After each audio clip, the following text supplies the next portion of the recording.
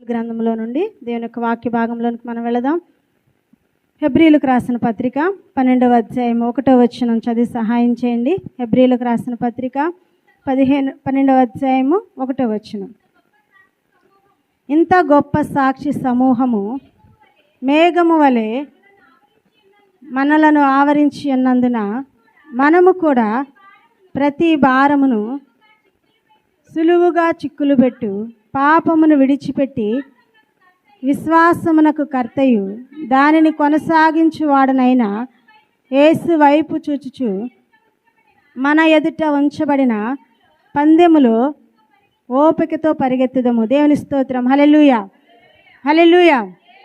ఇక్కడ భక్తుడు తెలియచేసిన రీతిగా ఇంత గొప్ప సాక్షి సమూహము మేఘం వలె మనల్ని ఆవరించి ఉన్నందున మనము కూడా ప్రతి భారమును సులువుగా చిక్కులు పెట్టు పాపమును విడిచిపెట్టి ఎవరి వైపు చూడాలంట? విశ్వాసమునకు కర్తయు దానిని కొనసాగించువాడైన యేసు వైపు చూచు మన ఎదుట ఉంచబడిన పందెములో ఓపికతో పరిగెత్తాలి. దేవుని స్తోత్రం. హల్లెలూయా, హల్లెలూయా. ఈ లోక యాత్రలో ఉంచిన మనమందరం కూడా ఇప్పుడు ఎలా ఉన్నామండి? ఒక పందెములో ఉన్నాం, పరుగులో ఉన్నాం. ఏదో ఒక రోజు ఈ పరుగు పందాన్ని ఏం చేయాలి? మనము ముగించాలి. మనము చూసుకున్నట్లయితే ఈ ప్రతి ఒక్కరం కూడా లేచిన కాడ నుండి కూడా ఏంటండి? పరుగు ప్రారంభించటం, పరుగులు అనమాట. లేచిన దగ్గర నుండి లేచామా, పని చేసుకున్నామా, మళ్ళీ పట్టుబుట్టు కోసం ఏం చేస్తున్నాం? పరిగెత్తుతూ ఉన్నాం. ఇంత జానెడు పొట్ట కోసం ఏం చేయాలి? ప్రతిరోజు కూడా మన పరుగు కొనసాగిస్తూనే ఉండాలి. ఏదో ఒక రోజు పరిగెత్తుతాం. ఏదో ఒక రోజు ఏమైంది? ఈ పరుగు, ఈ లోక యాత్ర ప్రతి ఒక్కరం కూడా ఏం చేయాలి? ముగించాల్సిన అవసరం ప్రతి ఒక్కరికి కూడా ఉంది. అయితే ఈ పరుగు పందెంలో మనం ఎవరి వైపు చూడాలంట? యేసు వైపు. మనం విశ్వాసమునకు కర్తయు దానిని కొనసాగించేవాడైనా ఎవరి వైపు చూడాలి? యేసు వైపు చూడాలని ప్రభు చెప్తా ఉన్నాడు. దేవుని స్తోత్రం. హల్లెలూయా, హల్లెలూయా. చాలాసార్లు చూడండి, చాలామంది పరుగు పందెంలో పోరాడుతూ ఉంటారు. హుస్సేన్ బోల్ట్ అనే వ్యక్తి ప్రపంచంలోనే అత్యంత వేగంగా పరిగెత్తగలడంట. అతను ఎందుకు పరిగెత్తుతున్నాడంటే అతడు ఒక సువర్ణ పతకాలు పతకాలను పొందుకోవడం కోసం, బహుమతి కోసం పరిగెత్తుతూ ఉన్నాడు. ఈ లోక యాత్రలో జీవిస్తున్న మనము కూడా చాలాసార్లు మనం కూడా ఒక పరుగులో ఉన్నాం. అయితే ఆ పరుగు గురించి నేను మాట్లాడలేదు, కానీ ఈరోజు మనము దేనికోసం పరిగెడుతున్నాము, దేనికోసం పోరాడుతూ ఉన్నాం, మన పరుగు ఎటువైపు ఉంది? ఈ యొక్క మధ్యాహ్న కాల సమయంలో కొన్ని వాక్యాలు మనం చూసుకుందాం. చూడండి, యెషయా గ్రంథము 40వ అధ్యాయము 31వ వచనం చదవండి. యెషయా గ్రంథము 40వ అధ్యాయము 31వ వచనం. యెషయా గ్రంథం 40వ అధ్యాయము 31వ వచనం. యెహోవా కొరకు ఎదురు చూచువారు నూతన బలము పొందెదరు. వారు పక్షిరాజు వలె రెక్కలు చాపి పైకి ఎగురుదురు. అలయక పరిగెత్తెదరు, సొమ్మసిల్లక నడిచిపోదురు. దేవుని స్తోత్రం. హల్లెలూయా, హల్లెలూయా. ఇక్కడ మనం గమనించినట్లయితే ఎవరి గురించి చెప్పబడిందంటే పక్షిరాజు. పక్షిరాజు ఎవరండి? మనందరికీ తెలుసు. పక్షిరాజు ఎవరు? పక్షులకి రాజు ఎవరండి? గ్రద్ద. ఈ పక్షిరాజు ఏం చేస్తాడంట? అలయక యెహోవా కొరకు ఎదురు చూచువారు నూతన బలము పొందుదురు. ఇక గ్రద్దంట, ఈ పక్షిరాజు అంట, తుఫాను వస్తున్న సమయంలో, వర్షం తుఫాను భయంకరంగా ఉంటున్న పరిస్థితుల్లో అదేం చేస్తుందంటే ఇంకా ఎక్కువగా అలయకుండా ఏం చేస్తుందంటే ఇంకా రెక్కలు చాపి ఇంకా ఎక్కువగా దాన్ని అవరోధించడానికి, ఆ అపాయం నుండి తప్పించుకుంటానికి ఇంకా ఎక్కువగా పైకి, ఇంకా ఎత్తైన శిఖరం మీదకి, కొండల మీదకి వెళ్ళిపోద్దంట. దేవుని స్తోత్రం. హల్లెలూయా, హల్లెలూయా. చాలాసార్లు ఈ లోకంలో మనకు వస్తున్న అవమానాలు, నిందలు, ప్రతికూల పరిస్థితులు, వాటన్నిటిని కూడా చూస్తూ ఉన్నప్పుడు కొంతమంది ఏమైపోతారంటే ఆ యొక్క పరిస్థితిని బట్టి అక్కడే కూలబడిపోతూ ఉంటారు. కానీ ఎప్పుడైతే మన మీదకి నిందలనే రాళ్ళు వేయబడతా ఉన్నాయి, ప్రతికూల పరిస్థితులు వస్తున్నాయి, ఆ రాళ్లతో మనం ఏం చేయాలి? గోడలు కట్టుకోవాలి. దేవుని స్తోత్రం. హల్లెలూయా, హల్లెలూయా. అలా మనము దేవుని సన్నిధిలో ఉండాలి. ఒక చిన్న జరిగిన సంగతి నిజంగా నేను చెప్తాను. మా ఆత్మీయ తల్లిదండ్రులు పరిచర్యలో వారికి ఎదురైన పరిస్థితి, వాళ్ళకి 2 సంఘాలు ఉన్నాయి. ఒకటి పెనుమూడిలో, ఒకటి బేతపూడిలో. బేతపూడి సంఘంలో అది ముస్లిమ్స్ మధ్య స్థాపించబడిన పరిచర్య కాబట్టి ప్రతిరోజు పోరాటమే, ప్రతిరోజు అక్కడ గొడవ, ఎవరో ఒకరు అలా ప్రతిరోజు ఆరాధన జరుగుతున్న సమయంలో చాలాసార్లు ఒకానొక రోజు అయితే ఆరాధన జరుగుతూ ఉంది. పైన అందరు బయట వచ్చి గిట్టని వారు ఆ మందిరం మీద పూరి పాక ఉండేది. ఇటువరకు పూరి పాక ఉన్నప్పుడు ఆ మందిరం మీద రాళ్ళు వేయడం ప్రారంభించారు. దేవుని స్తోత్రం, హల్లెలూయా. రాళ్ళు వేస్తా ఉన్నప్పుడు సంఘస్థులు అందరూ ఉన్నారు, సేవకుడు ఉన్నాడు. ఇంకా అసలు వాళ్ళు అలా చాలా వ్యర్థమైన మాటలు మాట్లాడుతూ ఉండేవాళ్ళు. అయితే పాస్టర్ గారు వెళ్ళిపోయి లోపలికి అలాగే కూర్చుని ప్రార్థన చేసుకుంటూ ఉండేవాడు. అలా వాళ్ళు రాళ్ళు విసురుతున్నప్పుడు పాస్టర్ గారు చెప్తూ ఉంటారు, అయ్యగారు సాక్ష్యంలో ఇప్పటికీ కూడా అసలు చెప్తూ ఉంటారనమాట. రాళ్ళు వేస్తూ ఉన్నప్పుడు పాస్టర్ గారు ఒకే రకంగా ప్రార్థన చేశారు, అయ్యా వాళ్ళు వేసే రాళ్ళు సరిపోవయ్యా, ఇంకా మాకు చాలా రాళ్ళు కావాలి, ఎందుకంటే మేము పూరి పాకలో దేవుని ఆరాధిస్తున్నాం, మాకు మంచి మందిరం కావాలని సంఘస్థులు పాస్టర్ గారు అలా ప్రార్థన చేసేవాళ్ళు. దేవుని స్తోత్రం, హల్లెలూయా. వాళ్ళు చూడండి, వాళ్ళు మన మీద రాళ్ళు వేస్తున్నారు కదా అని వాళ్ళు తిరిగి మాట్లాడలేదు, వ్యర్థంగా మాట్లాడలేదు. దాన్ని అనుకూలంగా ప్రతికూల పరిస్థితిని కూడా వారు ఎలా మార్చుకున్నారు, అనుకూల పరిస్థితిగా మార్చుకుని దేవుని సన్నిధిలో కనిపెట్టి ప్రార్థన చేశారు. ఈరోజు చూడండి, అక్కడ మందిరం కట్టబడింది 10 లక్షల పైన ఖర్చు పెట్టి. దేవుని స్తోత్రం, హల్లెలూయా. ఒకప్పుడు వారు పూరి పాకలో ఆరాధన చేసేవాళ్ళు, కానీ ఈరోజు మంచి బిల్డింగ్లో పెనుమూడు చర్చి కంటే పెద్ద చర్చి, మంచి మందిరాన్ని దేవుడు అక్కడ ఇచ్చాడు. అక్కడ ఎక్కువ వ్యతిరేకత ఉంది, ఎక్కువ పోరాటం ఉంది, అక్కడే మంచి మందిరం కట్టబడింది. దేవుని స్తోత్రం, హల్లెలూయా, హల్లెలూయా. ఈరోజు ఒకవేళ నిందలు, అవమానాలు, ప్రతికూల పరిస్థితి, ఏ పని ప్రారంభించినా సరే నిరాశ, నిస్పృహ, ఒకవేళ కృంగిపోతా ఉన్నావా ప్రియ దేవుని బిడ్డ, ఈ ఉదయకాల సమయంలో పరిశుద్ధాత్ముడు నీతోనే మాట్లాడుతూ ఉన్నాడు. నీ ప్రతికూల పరిస్థితిని ఆయన అనుకూలంగా మార్చబోతా ఉన్నాడు. ఎప్పుడైతే నువ్వు దేవునికి అనుకూలంగా స్పందించినప్పుడు, దేవునికి స్తోత్రం, హల్లెలూయా. నిజంగా మన పరుగు, ఈరోజు మనల్ని మనం పరీక్ష చేసుకుందాం. మన పరుగు ఏ రీతిగా ఉంది చూడండి. అగ్నికి అన్నీ భయపడతాయి. అగ్ని అంటే మంటకు, నిప్పుకి చెత్త భయపడిపోద్ది, అవునా కదా? అగ్ని వెళ్ళినప్పుడు చెత్తను కాల్చేస్తుందా లేదా? కాల్చేస్తుంది. కలపను కూడా, కర్రను కూడా కాల్చేస్తుంది, గడ్డిని కూడా కాల్చేస్తుంది. కానీ అగ్నికి ఒకటి భయపడదు, అగ్నికి బంగారం భయపడదంట. దేవుని స్తోత్రం, హల్లెలూయా, హల్లెలూయా. అగ్నికి బంగారం ఎందుకు భయపడదంటే, అగ్నిలో బంగారం ఏం చేస్తాడండి, మనం పాత బంగారం కంసాల దగ్గరికి తీసుకువెళ్ళినప్పుడు ఏం చేస్తాడండి, అది అగ్నిలో కాలుస్తాడు. అగ్నిలో కాల్చినప్పుడే దానికి ఉన్న మురికి, చెత్త, చెదారం అంతా వెళ్ళిపోయి అదేమైద్ది, ఇంకా ఎక్కువ ప్రకాశవంతంగా, సువర్ణంగా, మేలిమి బంగారంగా, శుద్ధ సువర్ణంగా తయారైబడిద్ది. దేవుని స్తోత్రం, హల్లెలూయా, హల్లెలూయా. ఈరోజు క్రైస్తవ జీవితంలో జీవిస్తున్న ప్రియ దేవుని బిడ్డ, ప్రియ తల్లి, ప్రియ తండ్రి, ప్రియ సహోదరి, సహోదరుడా, నాకే ఎందుకు ఇన్ని శ్రమలు, నాకే ఎందుకు ఇన్ని బాధలు, నాకే ఎందుకు ఈ అనారోగ్య పరిస్థితి, నాకే ఎందుకు ఇక సమస్యలని సతమతమైపోతున్న ప్రియ దేవుని బిడ్డ, ఈ రాత్రి ఈ మధ్యాహ్న కాల సమయంలో ప్రభువు నీతోనే మాట్లాడుతున్నాడు. ప్రియ దేవుని బిడ్డ, ఈ శ్రమలు నీకు దేవునికి దూరం చేసేవిగా ఉండకూడదు, కానీ ఈ శ్రమలు, ఈ నిందలు, ఈ అవమానాలు, ఈ పరిస్థితులన్నీ కూడా ఇంకా నిన్ను ఏం చేయాలంటే దేవునికి సమీపంగా చేయాలి. ఎప్పుడైతే నువ్వు శ్రమ పెట్టబడతావో, ఎప్పుడైతే నువ్వు ఆ యొక్క శ్రమలనే కొలుములో కాల్చబడతావో, అప్పుడు శుద్ధ సువర్ణంగా నువ్వు తయారు చేయబడతావు. దేవుడు కోరుకున్న స్వారూప్యంలోనికి నువ్వు మలచబడతావు గనుక ప్రభువు దేవుడు నీకు శ్రమలను అనుమతిస్తున్నాడు గనుక వాటన్నిటిని ఎదుర్కోవడానికి మన సంసిద్ధమైన మనసు కలిగి ఉండాలి. దేవుని స్తోత్రం, హల్లెలూయా, హల్లెలూయా. ఈ లోకంలో అంతా సంపాదించుకుని నిజంగా, అందుకే ఒక వాక్యం ఉంటుంది కదా, మార్కు సువార్త 8వ అధ్యాయం 36వ వచనం చదవండి.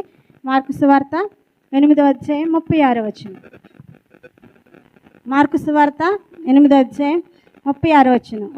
ఒకడు సర్వలోకమును సంపాదించుకుని తన ప్రాణమును పోగొట్టుకుంటా వలన వానికి ఏం ప్రయోజనం? చాలమ్మ. దేవుని స్తోత్రం, హల్లెలూయా, హల్లెలూయా. చాలాసార్లు చాలామంది ఈ లోకంలో మనం చూస్తూ ఉంటే మన పరుగు వేటి మీద ఉంది. ఈ ఒక్క మధ్యాహ్న కాల సమయంలో నీ పరుగు వేటి కొరకు పరిగెడతా ఉన్నావు. బైబిల్ గ్రంథంలో భక్తులు కొన్ని పరుగులు తీశారు, వారు వేటి కొరకు పరిగెత్తారు. వాళ్ళ నుండి మనం ఏం నేర్చుకోవాలి? కొంతమంది ధనం కోసం పరిగెడతా ఉంటారు, కొంతమంది పేరు ప్రఖ్యాతుల కోసం పరిగెడతా ఉంటారు, కొంతమంది పాదాలు పాపము కొరకు పరిగెడతా ఉన్నాయి. ప్రభు వాటన్నిటిని కోరుకుంటలేదు. ప్రియ దేవుని బిడ్డ, చూడండి ఈ వాక్యంలో మార్కు సువార్త 8వ అధ్యాయం 36వ వచనంలో, ఒకడు సర్వలోకాన్ని సంపాదించుకుని తన ప్రాణమును పోగొట్టుకుంటే ఏం ప్రయోజనం? దేవుని స్తోత్రం, హల్లెలూయా. అతడు మొత్తం అంతా సంపాదించుకున్నాడు, కానీ ఈ లోకంలో జీవిస్తూ ఉన్నప్పుడు నిజంగా రక్షణ, మారు మనసు ఇదేవి లేకుండా తన ప్రాణాన్ని పోగొట్టుకుంటే అతనికి ఏం ప్రయోజనం? మరొక వచనం చూడండి, 1 తిమోతి పత్రిక 6వ అధ్యాయం 8వ వచనం. 1 తిమోతికి రాసిన పత్రిక 6వ అధ్యాయం 8వ వచనం. మనం ఈ లోకానికి ఏమీ తేలేదు, దీనిలో నుండి మనం ఏమీ తీసుకుని పోలేము, కాగా అన్న వస్త్రములు గలవారమై ఉండి వాటితో తృప్తి పొంది ఉంటే ధనవంతులొకటకు అపేక్షించువారు శోధనలోను ఉరిలోను అవివేకి చాలమ్మ. దేవుని స్తోత్రం. హల్లెలూయా, హల్లెలూయా. మనం ఈ లోకానికి వచ్చేటప్పుడు మనం ఏమీ కూడా తేలేదు. అందుకే ది గ్రేట్ అలెగ్జాండర్ కూడా ఏం చెప్తాడంటే, అలెగ్జాండర్ చక్రవర్తి ఈ ప్రపంచాన్ని అంతా కూడా ఆయన జయించాడు. కానీ ఆయన అక్కడున్న తన సేవకులతో చెప్పాడంట, నేను చనిపోయిన తర్వాత నా సమాధి పెట్టికి ఏం చేయమన్నాడు, 2 రంధ్రాలు చేసి నా చేతులు బయటికి పెట్టమన్నాడు. ఎందుకంటే ప్రపంచమంతా అలెగ్జాండర్ సంపాదించాడు, కానీ చనిపోయేటప్పుడు ఏమన్నా పట్టుకెళ్ళాడండి? ఏమీ పట్టుకెళ్ళలేదు. ఆ సత్యం ప్రజలకు తెలియాలని అలెగ్జాండర్ ఏం చెప్పాడంటే, నన్ను నా చేతులు బయటికి పెట్టండి అన్నాడు. దేవుని స్తోత్రం. హల్లెలూయా. మనము వస్తా ఏమీ తీసుకురాలేదు, పోయేటప్పుడు కూడా ఏమీ తీసుకెళ్ళి. మంచి స్టేట్మెంట్ అనమాట. తిమోతి పత్రికలో రాస్తా ఉన్నాడు, మనము ప్రతిరోజు అన్న వస్త్రాలు తినడానికి ఆహారం ఉండి ధరించుకోవడానికి వస్త్రాలు ఉంటే చాలు. నిజంగా కానీ ధనాపేక్ష సమస్త కీడులకు మూలమనుంది దేవుని యొక్క వాక్యంలో.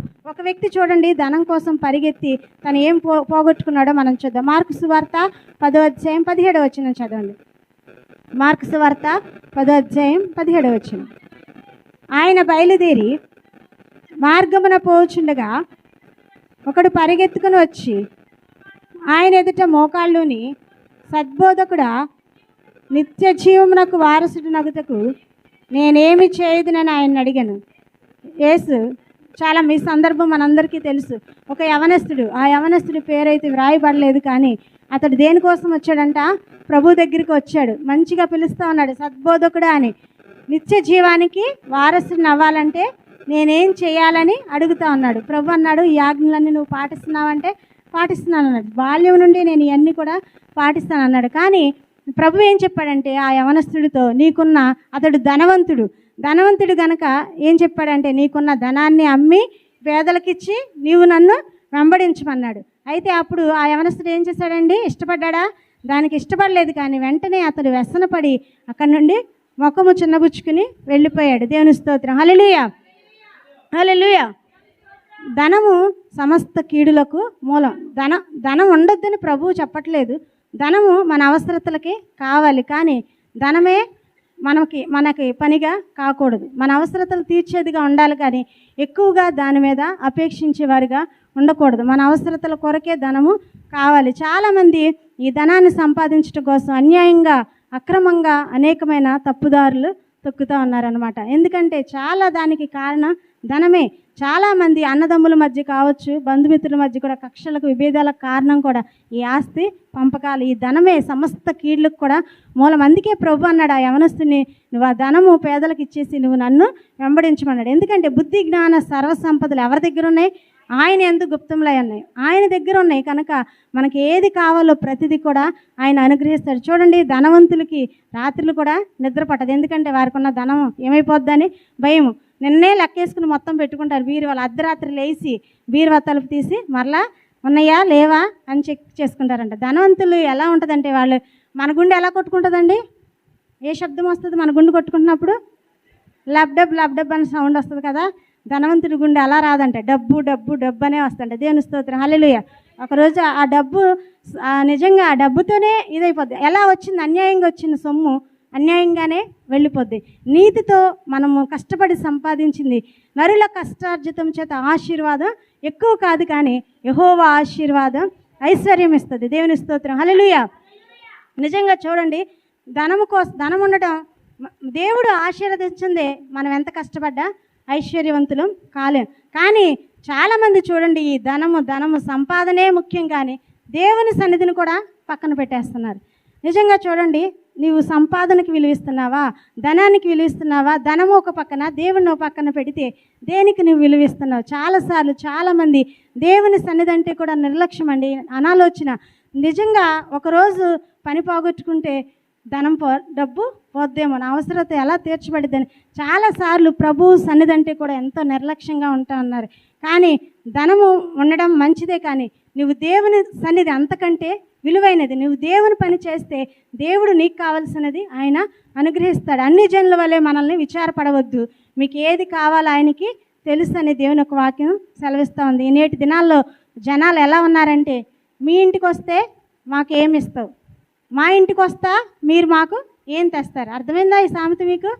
వాళ్ళ ఇంటికి వెళ్ళినా మనమే తీసుకువెళ్ళాలి. ఒకవేళ మన ఇంటికి ఆలోచన మాకేం తెస్తావు అంటే జనాలు లాభాన్ని ఆశించే వారిగా ఉన్నారు, కానీ ఒకరికి ఇచ్చే స్థితిలో లేకుండా ఉంది. ప్రపంచం అంతా ఇదే ట్రెండ్లో వెళ్ళిపోతూ ఉంది. ధనము సంపాదన. ఈ సంపాదన ఇదిలో పడిపోయి చాలామంది కుటుంబాలను కూడా పట్టించుకోవట్లేదండి, బిడ్డలను కూడా పట్టించుకోవట్లేదు. Busy life. దేవుని సన్నిధిని కూడా పక్కన పెట్టేస్తున్నారు. దేవుని మందిరం, ప్రార్థన, దేవునితో సహవాసం ఇవేవి వారికి కనబడట్లేదు, కానీ ధనమే వారికి కనబడతా ఉంది. నిజంగా చూడండి, ఈ చివరి దినాల్లో, ఎంచి దినాల్లో, అపాయకరమైన దినాల్లో ఉంచిన ఆ యవనస్తుడు చూడండి, ప్రభువునే వదిలేసుకున్నాడు, కానీ ధనం కోసమే ధనాన్ని విడిచుకోవడానికి ఇష్టపడలేదు, ధనాన్ని విడిచిపెట్టడానికి ఇష్టపడలేదు. ప్రియ జనాంగమా, ఈ రాత్రి పరిశుద్ధాత్మ ఇక మధ్యాహ్న కాల సమయంలో పరిశుద్ధాత్ముడు కూడా మనల్ని అడుగుతా ఉన్నాడు. అక్క యవనస్తుని అడిగినట్లుగానే నీవు దేన్ని ప్రేమిస్తా ఉన్నావు? ధనమును ప్రేమిస్తున్నావా? ధనము కొరకు పరిగెత్తున్నావా? డబ్బు కొరకు పరిగెత్తున్నావా? దేవుని సన్నిధిని ప్రేమిస్తున్నావా? నీ యొక్క ఆశ, నీ యొక్క తృష్ణ దేని మీద? దావీదు అంటా ఉన్నాడు, దుప్పు నీటి వాగుల కొరకు ఆశపడినట్లుగా నా ప్రాణం నీ కొరకు ఆశపడుతుందని. దేవుని స్తోత్రం, హల్లెలూయా. నీ ఆశ దేని మీద ఉంటుంది? దేవుని సన్నిధి అంటే ఆశ ఉందా? దేవుని సన్నిధిలో గడపాలనే తృష్ణ నీకు ఉంటా ఉందా? దేవుని మందిరంలో ఆరాధించాలన్న ఆలోచన నీకు ఉంటా ఉందా? దౌర్భాగ్యమైన పరిస్థితి ఏంటంటే చాలామంది ఆదివారం కూడా ఆరాధన పోగొట్టుకుంటారండి. ఆదివారం అంటే అందరికీ చాలా పండగ, సంతోషం. ఎందుకండి చిన్నపిల్లలు, మీకు ఆదివారం అంటే ఎందుకు సంతోషం చెప్పాలి? ఆదివారం సెలవు, బడి ఉండదు, పాఠాలు రాసే పని ఉండదు, అందుకేనా? ఇంకా ఆదివారం అంటే ఎందుకు చెప్పాలి? ఆదివారం వస్తే చాలా సంతోషం. లేకపోతే చికెన్ కర్రీ ఉంటుంది, మటన్ కర్రీ ఉంటుంది ఆదివారం, అవునా? ఇటువరకు కాలంలో అంటే ఆదివారం రాగానే ఒక కొత్త సినిమా వేసేవాళ్ళంట. ఇప్పుడంటే అలాంటి పరిస్థితులు ఏం లేవు, ప్రతిరోజు కూడా కొత్తయే వాళ్ళకి కావాల్సినవి వచ్చేస్తున్నాయి. దేవుని స్తోత్రం, హల్లెలూయా. ఇటువరకు ఆదివారం కొత్త సినిమా వచ్చేదంట, అందుకని ఆదివారం సినిమా చూడడం కోసం కొంతమంది ఏం చేసేవాళ్ళు, ఆదివారం ఆరాధన కూడా వదులుకుని ఆ సినిమా కోసం కూర్చునే గనులు ఉండేవాళ్ళు. దేవుని స్తోత్రం, హల్లెలూయా. మన యొక్క ఆశ దేని మీద ఉండాలంటే, ఆదివారం వచ్చింది అనగానే మనకి సంతోషం ఉండాలి. ఉసూరు వంట వస్తారండి కొందరు మందిరానికి. ఎప్పుడు మందిరం 10 గంటలకు స్టార్ట్ అయితే 10:30, 11, 12 దాకా కూడా వస్తూనే ఉంటారు వీళ్ళు. ఎందుకంటే వారికి ఆదివారం ఆరాధన అంటే వారి మనసులో సంతోషం లేదు. వాక్యం ఏమని చెప్తుంది? నిజంగా దావీదు అంటాడు, యెహోవా మందిరమునకు వెళ్ళుదుమని జనులు నాతో అనినప్పుడు నేను సంతోషించుతున్నాను. దావీదు ఆనందించడమే కాదంట, ఎవరైనా మందిరానికి వెళ్తారన్న మాట దావీదు చెవును పడితే ఏం చేసేవాడంట? ఎంతో సంతోషించేవాడంట.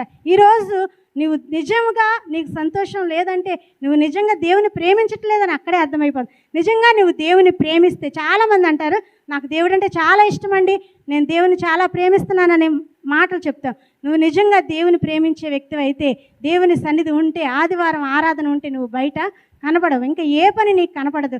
దేవుడు సన్నిధి, దేవుడే నీకు కనపడతాడు అనమాట ఆదివారం. నిజంగా ఉసూరుమంటా వచ్చి ప్రభువుని మనం ఆరాధించమండి. ఆరాధనలో నిలబెట్టినప్పుడు నిజమైన సంతోషం, నిజమైన ఆనందం మనం అనుభవించలేకపోతున్నామంటే చాలాసార్లు పరిశుద్ధాత్మ దేవుడు దుఃఖపడతా ఉన్నాడు. ఎందుకో తెలుసా? నీ హృదయం పరిపూర్ణంగా దేవుని వైపు నువ్వు విప్పలేకపోతా ఉన్నావు. నువ్వు ఒక మానసికమైన ఒత్తిళ్ళు వాటితోనే వచ్చి కూర్చుని మందిరానికి ఎలా అయితే వస్తా ఉన్నావో మరలా అలాగే నువ్వు వెళ్ళిపోతున్నావు, కానీ దేవుని వాక్యం నీ హృదయంలో నింపబడటం లేదు.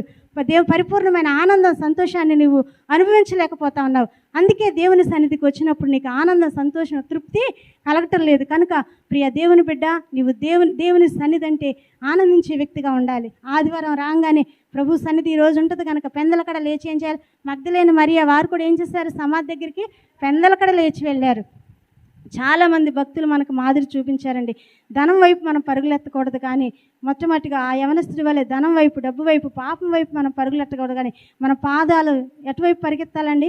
దేవుని సన్నిధిని ప్రేమించేవారిగా ఉండాలి, దేవుని పరిచర్యను ప్రేమించేవారిగా ఉండాలి, మందిరాన్ని ప్రేమించేవారిగా ఉండాలి. దేవుని పని ఉంది అంటే నేనే మొదట ఉండాలన్న ఆశ నీ హృదయంలో ఉండాలి. మరొక వ్యక్తిని మనం చూడండి.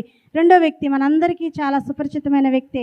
లోకాసు వార్త 19వ అధ్యాయంలో ఉన్న ఒక వచనాన్ని మనం చూస్తే, జక్కయ్య గురించి మనందరికీ కూడా తెలుసు. మొట్టమొదట యవనస్తుడు ధనం కొరకు పరిగెత్తాడు. రెండవదిగా మనం చూస్తే జక్కయ్య దేని కొరకు పరిగెత్తాడండి? జక్కయ్య అటువైపుగా యేసు ప్రభు వారు వస్తూ ఉన్నారంట. యేసు ఎవరో చూడాలని జక్కయ్య పరిగెత్తాడు. మేడి చెట్టు ఎక్కాడు, ప్రభువుని చూశాడు. ప్రభువుని చూడంగానే యేసయ్య ఏమన్నాడండి? జక్కయ్య నువ్వు త్వరగా దిగిరా, నేడు నేను నీ ఇంట ఉండవలసి ఉన్నదని. జక్కయ్య ఆనందానికి అవధులు లేదండి. చూడండి, జక్కయ్య దేని కొరకు పరిగెత్తాడంటే రక్షణ కొరకు పరిగెత్తాడు. దేవుని స్తోత్రం, హల్లెలూయా. జక్కయ్య చూడండి రక్షణ కొరకు నిజంగా తన యేసు ప్రభు వారిని తన ఇంటికి ఆహ్వానించాడు. నేను ఇంటికి రావాలని ఉందంటే రమ్మన్నాడు. వెంటనే ప్రభువుని తన ఇంటికి చేర్చుకున్నాడు. అప్పుడు దేవుడు ఏమన్నాడు? ఇతడు కూడా అబ్రహాము కుమారుడే, నేడు ఇంటికి రక్షణ వచ్చి ఉన్నదని చెప్పాడు. నిజంగా అతడు చెప్తాడు కదా, నేను ఎవరి దగ్గర అయితే అన్యాయంగా తీసుకున్నాను వారికి 4 మరలా ఇచ్చేస్తానని చెప్పాడు. జక్కయ్య పరుగు ఎలా ఉందంటే, జక్కయ్య అడుగులు ఎటువైపు ఉన్నాయంటే దేవుని సన్నిధిని, దేవుని ఆహ్వానించేవాడిగా ఉన్నాడు. రక్షణ కొరకు పరుగులెత్తేవాడిగా ఉన్నాడు. నిజంగా చూడండి, ఈరోజు మన యొక్క అడుగులు, మన యొక్క పరుగు ఎటువైపు ఉన్నదో మనం చూద్దాం. నిజంగా చూడండి, మరొక వ్యక్తిని కూడా నేను మీకు పరిచయం చేస్తాను. 2వ రాజుల గ్రంథం 5వ అధ్యాయం. ఈ వాక్యాలన్నీ కూడా ప్రతిరోజు మనం ధ్యానిస్తూ ఉన్నవే. 2వ రాజుల గ్రంథం 5వ అధ్యాయంలో కూడా మనం చూస్తే మరొక వ్యక్తి మనకు అక్కడ కనబడతారు. ఎవరంటే గెహాజీ, శిష్యుడైన గెహాజీ మనకి కనబడుతుంటాడు. గెహాజీ దేని కొరకు పరిగెత్తాడంటే సంపాదన కొరకు పరిగెత్తాడు. చూడండి, గెహాజీ అక్కడ నయమాను అనే ఒక సైన్యాధిపతి ఉన్నాడు. అతనికి ఏముందండి? కుష్ఠరోగం ఉంది. ఆ వ్యక్తికి కుష్ఠరోగం ఉంది. అతడు సైన్యాధిపతి, 100 మంది మీద అధిపతి, అధికారే, కానీ తనకు ఒక వ్యాధి ఉంది, కుష్ఠరోగం ఉంది. అయితే తనకి కలిగిన వ్యాధిని బట్టి నిజంగా వారు సిరియా దేశం నుండి ఇశ్రాయేలు దేశానికి యుద్ధానికి వెళ్ళినప్పుడు అక్కడ నుండి ఒక చిన్న బాలికను ఏం చేస్తారండి? చెరగొని తీసుకుని వస్తారు. నయమాను తన ఇంట్లో ఆ చిన్నదాన్ని పెట్టుకుంటాడు తన భార్యకు పరిచర్య చేయడానికి. చూడండి, ఆ చిన్నది నిజంగా దేవుని అక్కడ చెప్పిద్దనమాట తన యజమానురాలుకి, నా యొక్క దేశంలో ఏలీషా అనే ప్రవక్త ఉన్నాడు, అతని దగ్గరికి వెళితే నా యజమానుడికి స్వస్థత వచ్చిందని చిన్న సువార్త చెప్తుంది. ఆ మాట విని నిజంగా నయమాను ఆ ఏలీషా దగ్గరికి వెళతాడు, మరలా స్వస్థత పొందుకుని వస్తాడు. దేవుని స్తోత్రం, హల్లెలూయా, హల్లెలూయా. చూడండి, నిజంగా ఆ నయమానికి ఏముందండి? కుష్టు వ్యాధి ఉంది. ఈ లోకంలో మనం చూస్తే చాలామందికి ఆత్మీయ కుష్టు, పాపపు కుష్టు, కుల మతము అనేకమైన కుష్టులతో బాధపడుతూ ఉన్నారు. ఒకానొకప్పుడు బ్రిటిష్ ప్రభుత్వం మన భారతదేశాన్ని